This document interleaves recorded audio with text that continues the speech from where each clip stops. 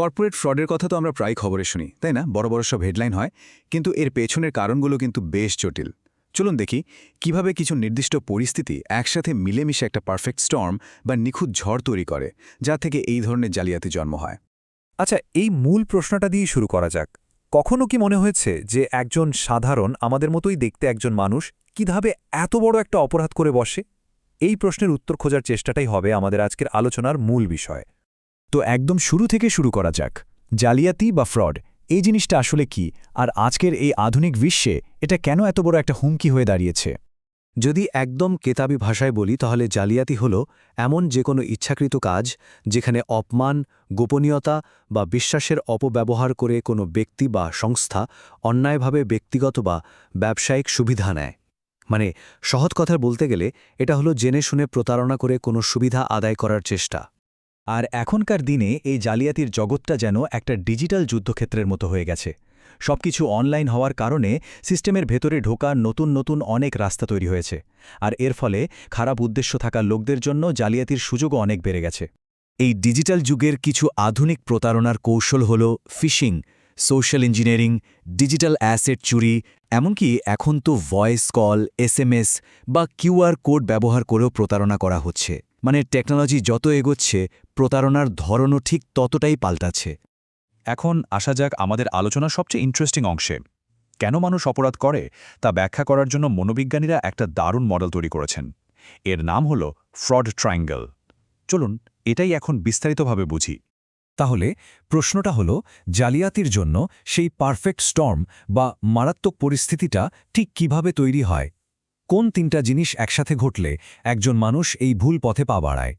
এর উত্তরটাই কিন্তু লুকিয়ে আছে এই ফ্রড ট্রায়াঙ্গেল মডেলে। দেখুন, এই মডেল বলছে যে জালিয়াতি হওয়ার জন্য তিনটা জিনিস অবশ্যই একসাথে থাকতে হবে: চাপ বা প্রেশার, সুযোগ বা অপরচুনিটি, আর র্যাশনালাইজেশন, মানে নিজের কাজকে সঠিক প্রমাণের একটা চেষ্টা। প্রথম উপাদানটা হলো চাপ বা প্রেরণা, মানে এমন একটা প্রয়োজন যা একজন ব্যক্তিকে জালিয়াতি করতে একরকম বাধ্য করে। এটা হতে পারে ব্যক্তিগত আর্থিক সংকট, আবার অন্যদিকে অফিসে ভালো আর্থিক ফলাফল দেখানোর মতো একটা পরিস্থিতিগত চাপও হতে পারে। দ্বিতীয়টা হলো সুযোগ, মানে জালিয়াতি করার মতো একটা পরিবেশ বা সক্ষমতা। সাধারণত কোনো প্রতিষ্ঠানের নিয়মকানুন যখন দুর্বল থাকে বা ঠিকমতো কার্যকর করা হয় না, তখনই এই সুযোগটা তৈরি হয়। আর মজার ব্যাপার হলো, এই তিনটা উপাদানের মধ্যে কিন্তু এই সুযোগটাকেই একটা কোম্পানি সবচেয়ে সহজে নিয়ন্ত্রণ করতে পারে।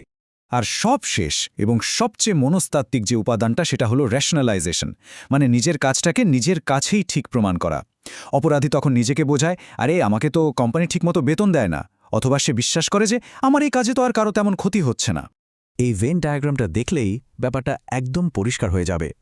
যখন এই তিনটা জিনিস, চাপ, সুযোগ আর আত্মসমর্থন, এক জায়গায় এসে মেশে, তখনই পরিবেশটা জালিয়াতির জন্য একটা উচ্চ ঝুঁকিপূর্ণ অঞ্চলে পরিণত হয়।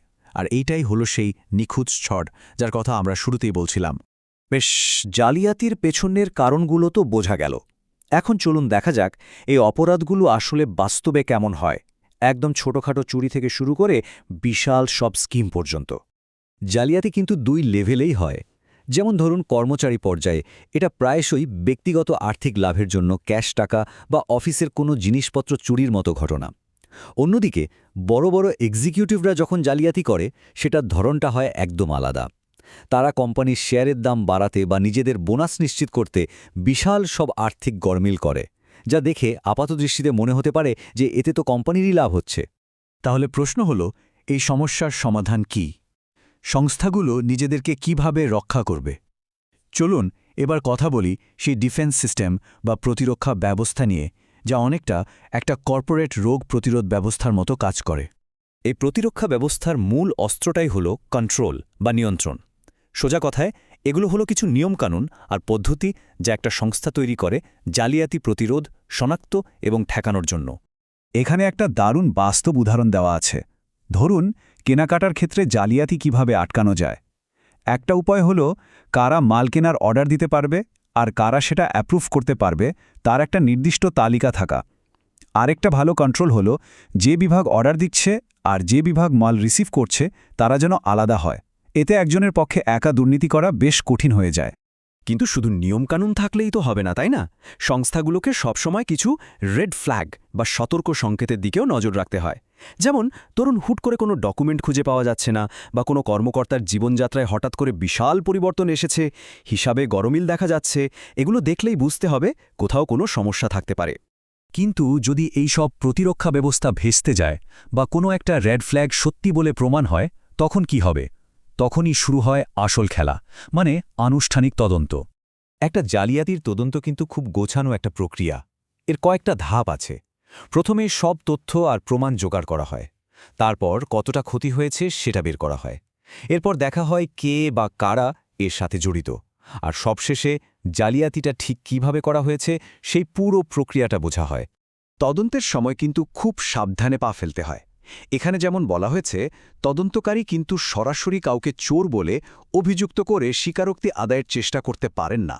কারণ যদি অভিযোগটা প্রমাণ করা না যায়, তাহলে উল্টো কোম্পানির বিরুদ্ধেই আইনি ব্যবস্থা নেওয়া হতে পারে। শেষ পর্যন্ত তদন্তের মূল লক্ষ্য হল একটা সমাধান খুঁজে বের করা, দোষী কর্মচারীদের বিরুদ্ধে শাস্তিমূলক ব্যবস্থা নেওয়া, কোম্পানির ক্ষতিপূরণের জন্য ব্যবস্থা নেওয়া, ভবিষ্যতে এমন ঘটনা এড়াতে নিয়মকানুন আরও উন্নত করা, আর দরকার হলে আইন প্রয়োগকারী সংস্থাকে জানানো। তাহলে সব শেষে একটা বড় প্রশ্ন কিন্তু থেকেই যায়। আমরা তো দেখলাম যে জালিয়াতির পেছনে মানুষের চাপ আর নিজেকে সঠিক প্রমাণের মতো ব্যাপারগুলো কাজ করে। তাহলে কি ধরে নিতে হবে যে ব্যবসা করতে গেলে এই জালিয়াতি হবেই? এটা একটা অনিবার্য খরচ, নাকি ঠিকঠাক ব্যবস্থা নিলে এই সমস্যাটা পুরোপুরি সমাধান করা সম্ভব? ব্যাপারটা কিন্তু ভাবার মতো।